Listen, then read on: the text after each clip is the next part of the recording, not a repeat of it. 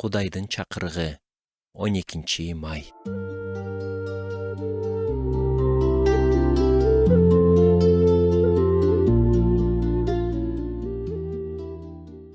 Нундун улу Жашияга Кудай кайрылып, Жерихо шаарынан колуна берерин айтат. Шаарды курчап, аны күнүнө бир жолу айланып чыксын. 6 күн ошонткиле. 7-нчи күнү болсо шаарды 7 жолу айлангыла. Ыйык кызмат кылуучулар сорунай тартышсын. Элестетип көрүңүз. Жашия өз жоокерлерине адаттан тыш планды айтып жатат. Жигиттер, биз бул шаарды алабыз дегенин элестеткиле. Алар жооп берип жатышат дейли. Ооба, барабыз. Кантип чабуул жасайбыз? Шатты коюп дубалдан чыгабызбы? Башка дарбазадан кирип барабызбы?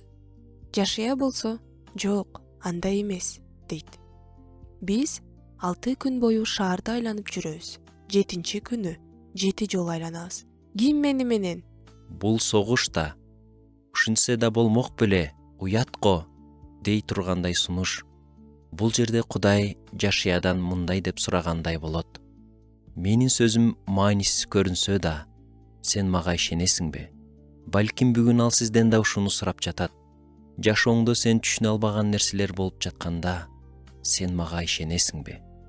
Коркунучтуу диагноз чыкканда, никеңди сактап кал деп айтканымда, ойлогон ойлоруң ишке ашпай калганда, оор учурларыңда сен Кудайга ишенесиңби? Жашия түшүнө албаса да, Кудайга ишенди. Жерихонун дубалдары кулады. Жолуңдагы кандай дубалдар болбосун, алар да кулайт. Балким, сен күткөндөй эмес.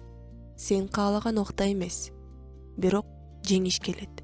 Эгер сен Кудайдын планына ишенүүнү тандасаң, ал канчалык түшүнүксүз көрүнбөсүн, сөзсүз ишке ашат.